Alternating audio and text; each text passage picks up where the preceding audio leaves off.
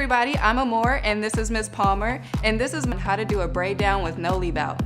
This is her hair before I start braiding. The first braid is not going to be on the edge of her hairline when we start off. It's going to start off the hairline so that we'll be able to overlap over the braid like you see here. So you just take really small sections so that the braids lay really flat, and you just continue going all the way around her entire hairline into a beehive formation.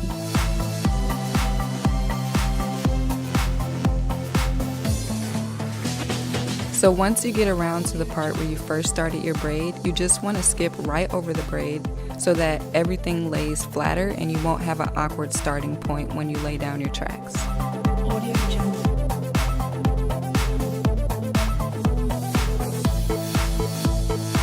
Just continue sectioning out her hair so that each braid is about the same size. Continue parting the hair in a beehive formation until you get to a really small circle.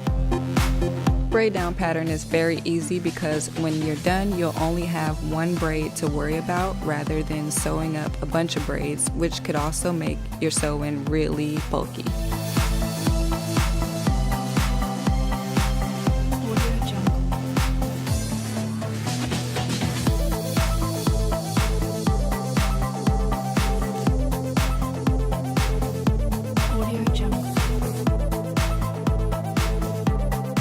Normally when you do a braid down, lots of stylists like to sew the braids down before they sew on the wefts.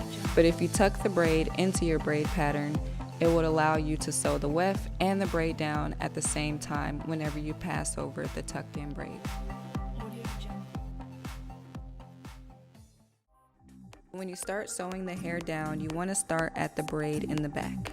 Use your thread to loop around the braid and the track, and then loop your thread through the hole to lock the thread at the top.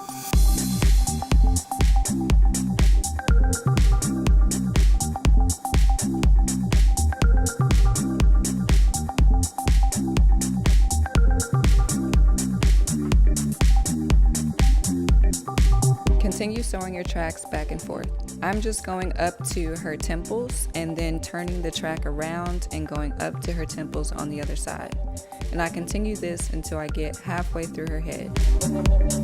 Continue folding the tracks back and forth, laying them really flat when you're folding it to the other side.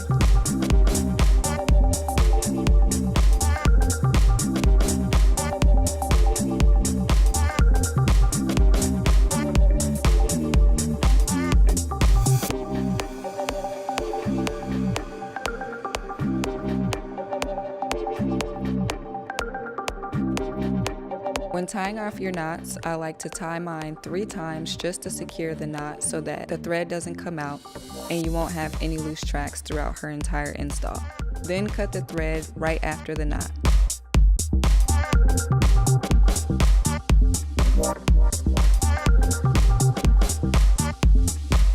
Now that I've sewn down half of her tracks, I'm now going to include the closure.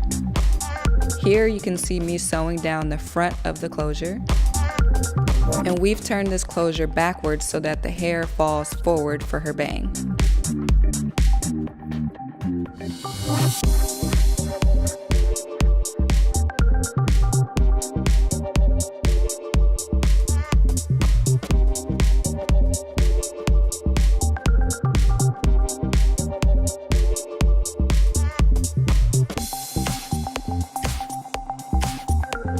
Once your closure is completely sewn down, you can continue on sewing on the wefts.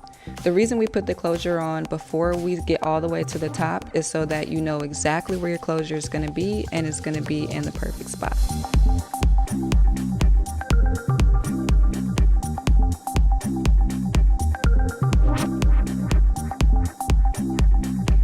Here you can see that I'm now including that loose braid we did in the beehive video down to the weft.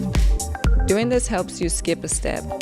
Normally when you do a braid down, lots of stylists like to sew the braids down before they sew on the wefts.